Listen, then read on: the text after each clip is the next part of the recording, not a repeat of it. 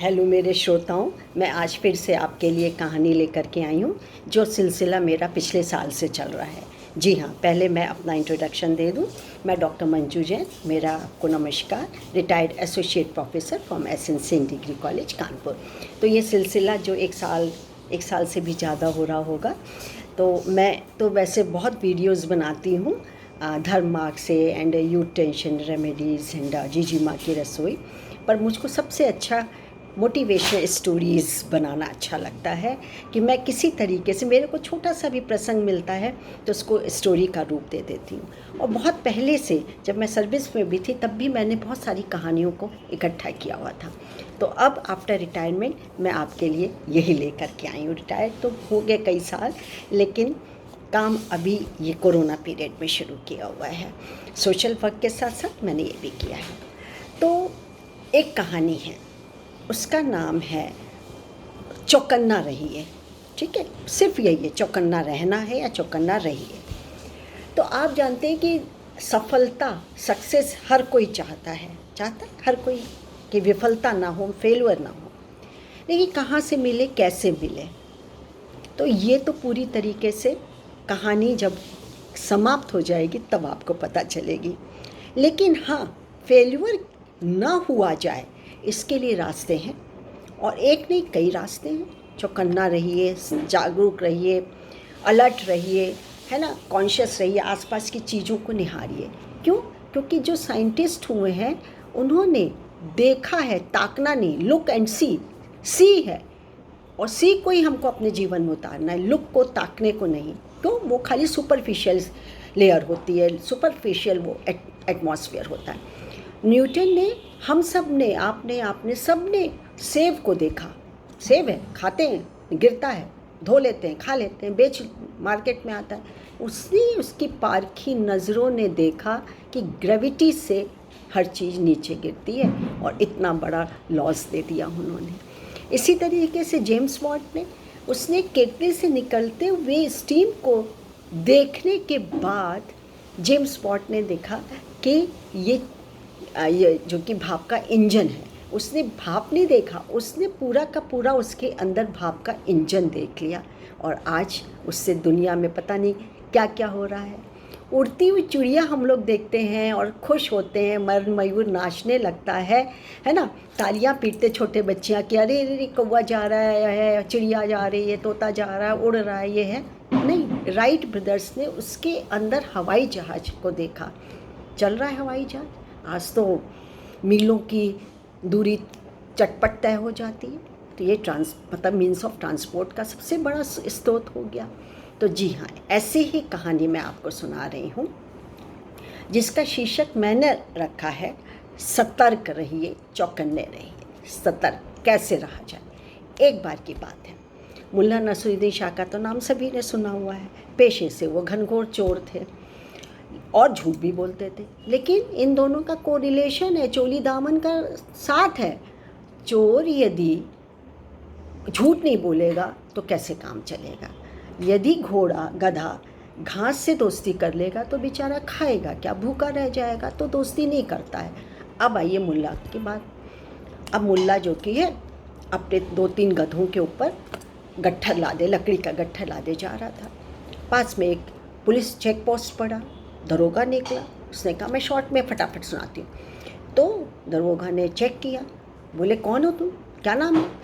मुल्ला नसरुद्दीन हूँ।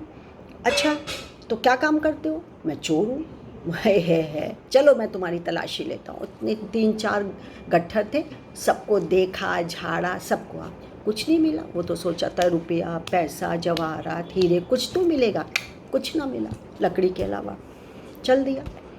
ऐसे फिर से 2-3 बार हुआ। ऐसे 1-2 साल तक सिलसिला चलता रहा, और हर बार वो गट्ठर खुलवाता, चेक करता, उसे कुछ मिलता ही नहीं था। और ये सिलसिला हर चेक पोस्ट पे हर साल होता था। और तो और 1-2 साल नहीं, 18-20 साल हो गए। वो लकड़ियों का गट्ठर देखता, ना उसे मोती, हीरे, जवाहर, पैसे, रुपए, गहने कुछ ना मिलता उसे। क्या करे अब? कहीं हथियार तो नहीं सप्लाई करता। लाओ चलो, पूरा गधे को ऊपर नीचे सबको देख लिया। सब कुछ, यहाँ तक कि दरोगा महाराज रिटायर्ड हो गए। लेकिन वो तो अपनी करनी नहीं भूला, क्योंकि उसका तो सबसे बड़ा अस्त्र और हथियार झूठ बोलना ही था, नसीरुद्दीन का, मुल्ला नसीरुद्दीन का। और हर बार वो कहता था, दरोगा को कुछ मिलता ही नहीं था। हो गए 18-20 साल, लेकिन एक बात उसके दिमाग को सालती थी, खलती थी, चुभती थी दरोगा को, कि मैं इतने लोगों को पकड़ चुका हूँ, ये मुल्ला को क्यों नहीं पकड़ गया?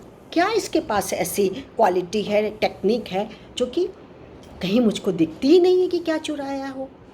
ऐसे करते करते उसको रात की, दिन का चैन और रात की नींद हराम हो गई। अब एक दिन क्या हुआ, काफ़ी साल हो गए, 20-22 साल हो गए। एक दिन उसको चाय की दुकान पे मुल्ला नज़र आ गए। दरोगा जी को तुरंत चाय की चुस्की लेते लेते थोड़ा सा अलग किया। बोले, मुल्ला क्या काम कर रहे हो? बोले, यही काम कर रहा हूँ, चोरी करता हूँ। बोले, अच्छा ये बताओ मुझे, बिल्कुल तुमने मेरे नींद हराम कर दी है। मैंने इतने बड़े बड़े चोर और डाकू तक पकड़ लिए, कितनों को सज़ा दिला दी है, लेकिन मैं तुम्हारा कुछ ना कर सका। मैं चाहता हूँ कि तुम्हारा कुछ बिगड़े, मैं तुमको अरेस्ट करूँ, कुछ करूँ, आखिर तुम्हारे ताकि मेरा जो कि सुकून चैन जो हर गया है, ख़त्म हो गया है, वो मुझे मिल जाए। अब तुम बता ही डालो कि आखिर तुम चुराते क्या थे? मुल्ला ने हंसा, चाय की चुस्की ली, बोला, अबे गधे, मैं गधा चुराता था, और 1-2 बार नहीं, जितनी बार तुमने 100 बार तलाशी ली थी, 100 बार मेरे नए नए गधे होते थे। माथा पटका उसने, दरोगा ने। बोला, अब तो मैं तुम्हारा कुछ बिगाड़ भी नहीं सकता, क्योंकि मैं तो अब तो नौकरी में हूँ नहीं। क्या करते, तुमने अब तो सच बता दिया, अब मेरी तो नज़र वहाँ गई नहीं। अब क्या है, सीख क्या है, मोरल ऑफ द स्टोरी क्या है? यही है कि क्या है कि हम अपने आसपास खाली ताकते हैं, उसको गहराई से देखते नहीं हैं। हमको हर पल आसपास जो घट रहा है उसके लिए अलर्ट रहना है, चौकन्ना रहना है, कॉन्शियस रहना, उसको समझना है, उसको हमको देखने, अंदर से गहराई से उसको देखना है। हम आसपास क्या घटित हो रहा है उसको देखें, क्यों घटित हुआ, कैसे घटित हुआ, कब कब घटित हुआ, किस सर्कमस्टांसेस में ये घटना घटती है, इसको देखना है। हमारे पास क्या है, स्पून फीडिंग हो जाती है, हम अपने मुँह उतार लेते हैं। हमारा रेडीमेड नॉलेज होती है या किताबी हमारी नॉलेज होती है, उसको घोट करके पी जाते हैं। बस इतने तक ज्ञान हमारा सीमित होता है। सोचने की बात है। और युवाओं, आज यही स्टोरी का मॉरल है, टेंशन मत लीजिए, नकारात्मक सोच को निकाल दीजिए, पॉजिटिविटी लाइए, और आसपास जो घट रहा है उस पर चौकन्ने होकर गहराई तक चील की आंखों से झपट्टा मारिए, फिर देखिए दुनिया बहुत अच्छी हो जाएगी। नायक, सदी के जो नायक थे वो ऐसे ही नायक, महानायक नहीं बने, आवाज़ के लिए रिजेक्ट किए गए और उसी आवाज़ के बलबूते पे सदी के महानायक बने हुए हैं। शत नमन है। गोल गोल चश्मे से अंदर की झांकती हुई आँखें आज़ादी का सपना देखती थी तो गांधी निकले, है ना? तो आसपास हमको भी चौकन्ने रहने की ज़रूरत है। बस देर क्यों, आज ही से बस फटाफट चौकन्ना होइए, फिर देखिए दुनिया बहुत सुंदर, मन में प्रसन्नता और कुछ ज्ञान मिलेगा हमको, और हमको मिलेगा तो दुनिया को भी मिलेगा। जैसे राइट ब्रदर्स ने, जैसे जेम्स बॉन्ड ने, जैसे गांधी जी ने, जैसे महानायक ने, और भी ढेरों उदाहरण हैं, न्यूटन हैं, आइंस्टीन हैं, इन सब ने अपनी आँखों को खुला रखा। तो आज के लिए बस इतना ही। उम्मीद है अच्छी लगी होगी कहानी। लाइक और शेयर करना मत भूलिएगा। तब तक मुझे इजाज़त दीजिए, अगली नई अच्छी कहानी के साथ फिर उपस्थित होंगी। नमस्कार, थैंक यू।